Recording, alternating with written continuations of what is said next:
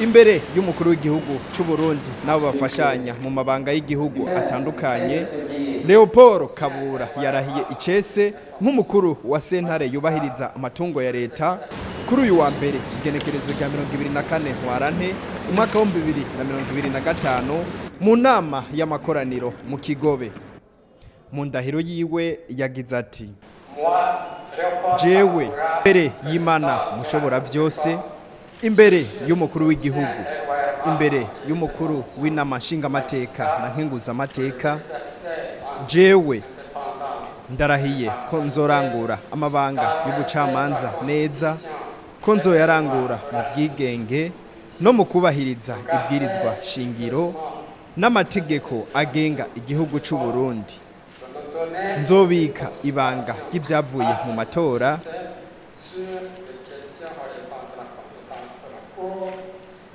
niyemeje kutazokora ikintu na kimwe ku nyungu zanje kijanye n'ivyo njejwe no kwama ngendera iteka n'ubuntu mu mabanga y'igihugu.